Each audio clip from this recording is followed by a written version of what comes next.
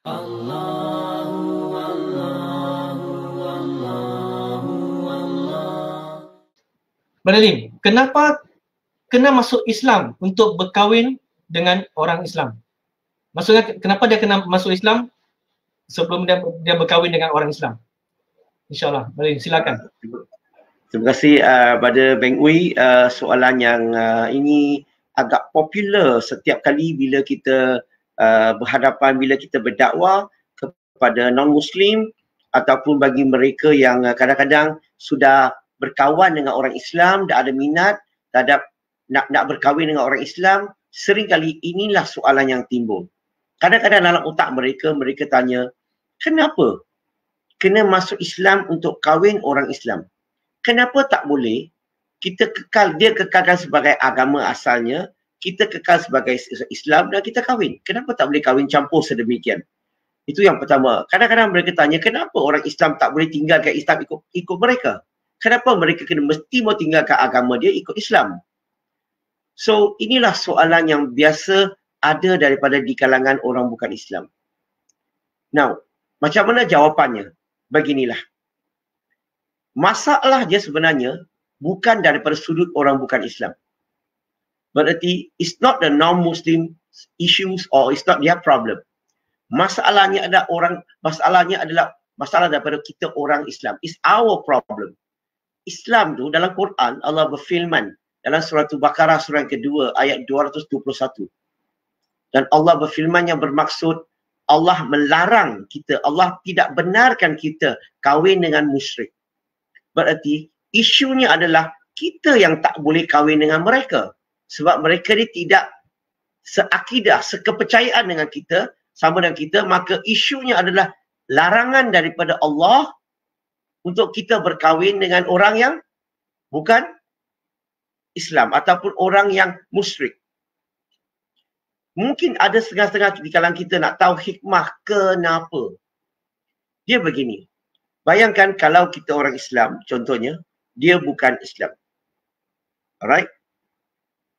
Now, kalau saya wanita Islam, dia lelaki bukan Islam. Masalahnya, kedudukan wanita ini tidak terjamin. There is no protection untuk bahagian wanita.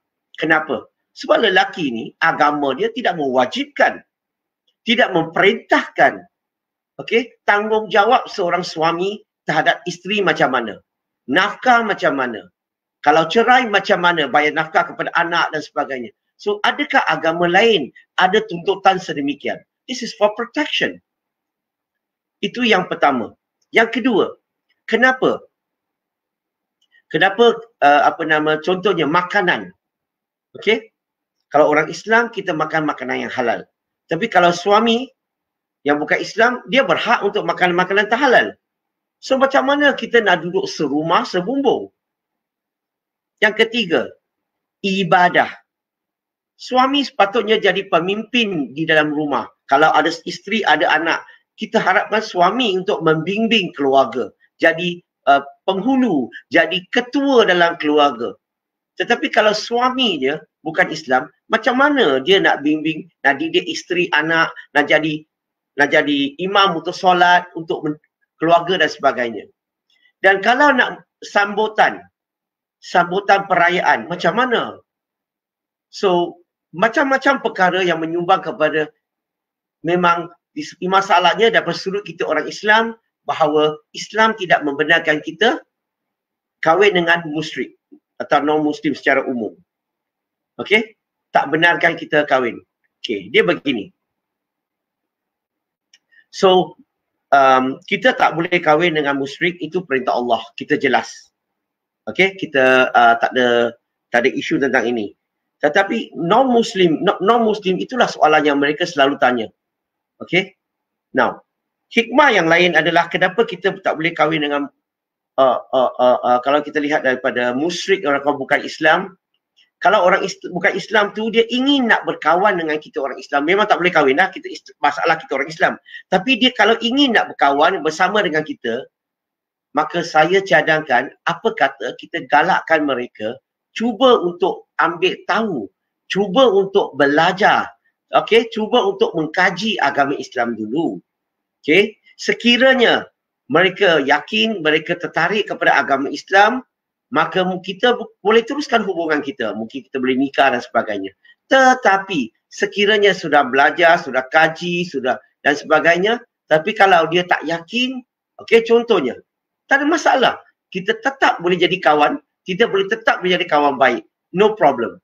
Hanya kita tak boleh bersama, tak boleh jadi suami isteri disebabkan larangan daripada Islam. So don't worry for the non-Muslim. It is not your problem. It is the Muslim problem that we can't marry you. So you don't have to become a Muslim to marry us. So this is the answer. Secara ringkas, jawapan yang saya boleh berikan soalan daripada Beng Ui tadi. Wallahu alam. Allah